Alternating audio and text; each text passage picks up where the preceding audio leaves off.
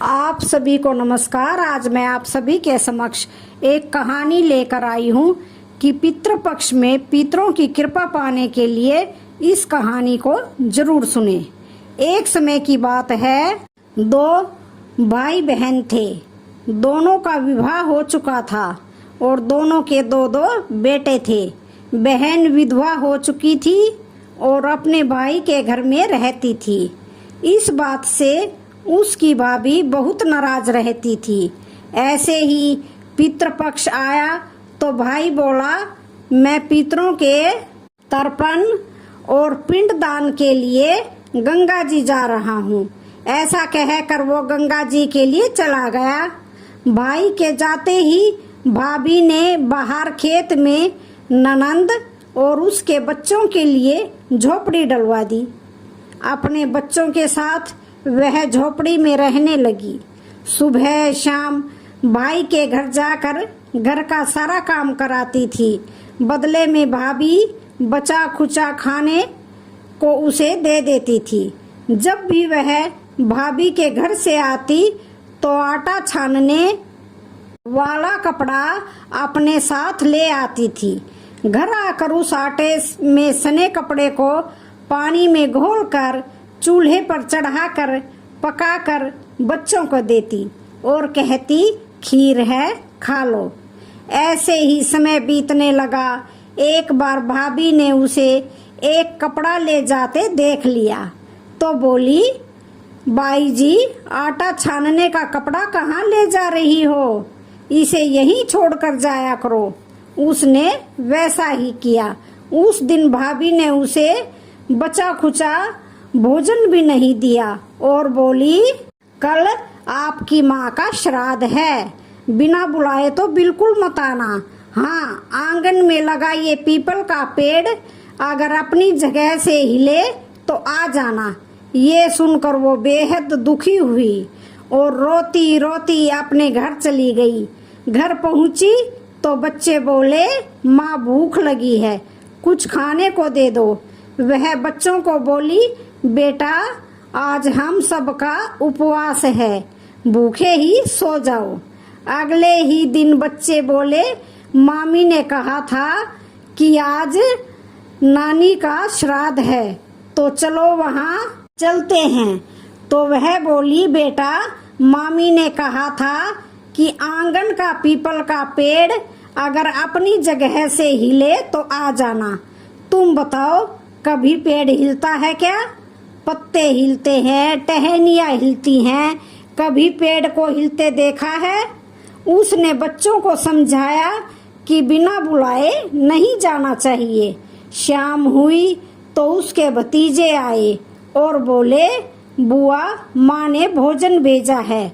उसने देखा तो भोजन के नाम पर 2 सूखी रोटियों के ऊपर थोड़े से चावल रखे थे। यह देखकर उसे बहुत क्रोध आया और अपने बच्चों से बोली, इसे झोपड़ी के ऊपर फेंक दो। और वह भूखे ही अपने बच्चों को लेकर सो गई।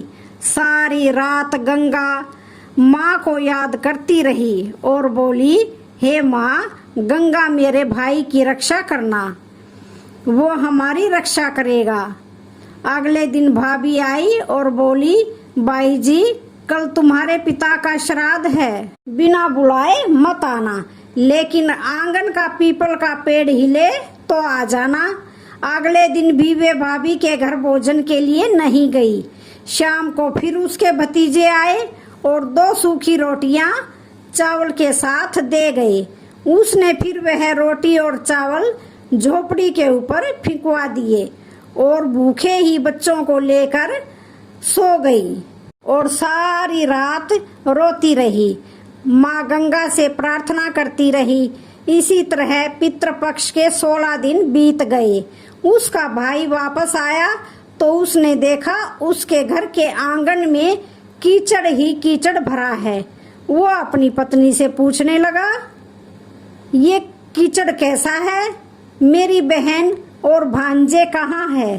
तो उसकी पत्नी बोली, श्राद्ध के पूरे 16 दिनों तक मैंने तुम्हारी बहन और भांजे के पैर कच्चे दूध से धोए हैं, इसलिए यहाँ कीचड़ हो रहा है। तुम्हारे पीछे से मैंने उनकी खूब सेवा करी, खीर पूड़ी खिलाई, फिर भी वो मुझसे नाराज होकर खेत में झोपड़ी डालकर रह रही है। भाई खेत पर पहुंचा तो वह देखता है कि वहाँ कोई झोपड़ी नहीं थी। वहाँ एक आलीशान महल बना हुआ था, जिसके आंगन में उसके भतीजे खेल रहे थे। उसने जाकर अपनी बहन से पूछा, बहन ये सब क्या है? तब उसने अपने भाई को सारी बात बताई और बोली, भाई जो तेरे आंगन में कीचड़ है वो कच्चे दूध से नहीं बल्कि भाभी के व्यवहार से, जो मैं दिन रात रोती थी उन आंसुओं का कीचड़ है। माता पिता के श्राद्ध पर भाभी ने कहा, पीपल का पेड़ हिले तो आ जाना, बिना बुलाए मत आना। पीपल का पेड़ हिला नहीं तो हम गए नहीं और शाम को उन्होंने 2 रोटी और चावल भिजवाए, जिससे गुस्से में मैंने झोपड़ी के ऊपर फेंक दिया। माता पिता के आशीर्वाद तेरे साथ और गंगा मैया की कृपा से ये सूखी रोटियां सोने में और चावल हीरे मोतियों में बदल गई, जिसके प्रभाव से ये सब हुआ है। भाई ने अपनी बहन से अपनी पत्नी की गलती की माफी मांगी और घर चलने को कहा। तब बहन बोली, भाई गंगा मैया ने तेरी रक्षा करी, तू हमारी रक्षा करेगा, लेकिन अब हम यहीं रहेंगे। ये सुनकर भाई ने अपने माता पिता को याद किया और बोले, मेरे पितरों जैसे मेरी बहन और भांजे की रक्षा करी, उनके दुख काटे, वैसे सबके काटना, सबकी रक्षा करना। जय हो, जय पितृ देवता की जय हो।